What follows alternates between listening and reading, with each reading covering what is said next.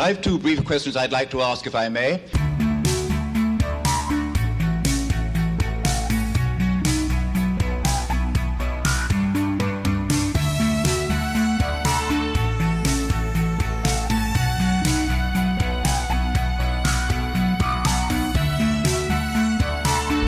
Welcome to Left Foot Media. My name is Brendan Malone and you're watching The Daily Question. If you've got an article or a piece of movie news or a question or a topic that you want me to explore on The Daily Question, then please send me an email or tweet it at me. All of the details are in the video description below. Right, without any further ado, let's get into today's question of the day. Is Lando Calrissian a pansexual? Now, the reason we are asking this inane and I think truly stupid question is because a few days ago, Jonathan Kasdan, screenwriter on the new Solo, a Star Wars story film, came out and said that Lando Calrissian was a pansexual.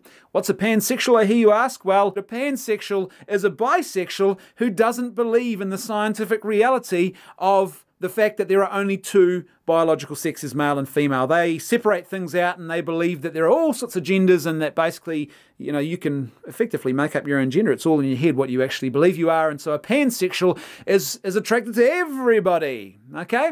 So that's how that whole thing works. Now, in response to this, Donald Glover, who is the actor who plays the young Lando Calrissian in the new Solo film, he was asked about it as well. And he said, well, you know, why wouldn't you be a pansexual? Because there's just so many things to have sex with in space, including, he mentioned in his list, droids, which I kind of thought that was a bit weird. But anyway, the whole thing is just truly bizarre and inane. The first thing I thought when I heard about this was, what? Why? What are you doing? Like, why? What's wrong with you? That was my first thought. Second thought was, can you still truly claim that you are making a kids movie or a children's movie, which some have claimed about the new Star Wars film? Personally, I don't think they ever were kids films.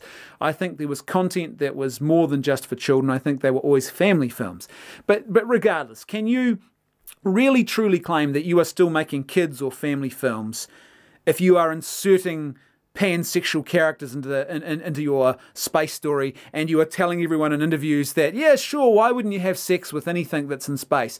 It's just, the whole thing is just so surreal. And for me, it is a typical example. It really sort of typifies what is wrong with Star Wars now under Disney, what they've done to it. Basically, what they've done is Disney have destroyed the mythology. Now, there's two ways they've destroyed the mythology. First of all, they've destroyed the original Star Wars mythology, the mythology that was in the original trilogy that actually made Star Wars great. Those important, universal, mythological touchstones that were part of that story. Hope, self-sacrifice, good versus evil, redemption, right? These were all part of the original trilogy, and now they've been gutted out of it. I think, personally, when it comes to mythology, authentic mythology is something that will always move you to think about or to ponder or to notice truth or beauty or goodness. You see something that is universally true and good about the human experience in authentic mythology. And that's why it's timeless. And it doesn't matter whether you watch, for example, the original Star Wars trilogy the day it comes out, all those decades ago, or whether you watch it now, or whether you watch it 100 years from now, it will still be relevant because it's not tied to a particular ideology. It is about good, sound philosophy. And I don't think you can be very creative without good, sound philosophy. A person who's got good philosophy isn't necessarily going to be very creative. They might lack the necessary skills to produce good creative content. But I think a very creative person, if they don't have good, sound philosophy which underpins their view of the world, they are going to struggle, I think, to produce anything beyond propaganda. And that's exactly what we're seeing here. So they've gutted the original Star Wars mythology, and they have gutted all sense of authentic mythology from the new Star Wars that Disney is churning out. What we've got instead is nothing more than a propaganda vehicle now. So what they do is they just insert whatever propaganda or desire or urge or fetish they feel is sort of special to them at any given moment. They just stick it in there. And they say, here you go. Here's your Star Wars. Basically, they have no real understanding or appreciation for mythology or for the original Star Wars mythology. And then they try and claim that they are subverting expectations or they're producing something for a new generation of fans and all this kind of rubbish. But here's the thing, they're not. Because what this is it's just vacuous. It's just vacuous nonsense. And so the thing about vacuous things is they're not timeless, because they don't speak to people in any universal way. This is the sort of fetish subculture that Disney Star Wars now finds itself caught up in.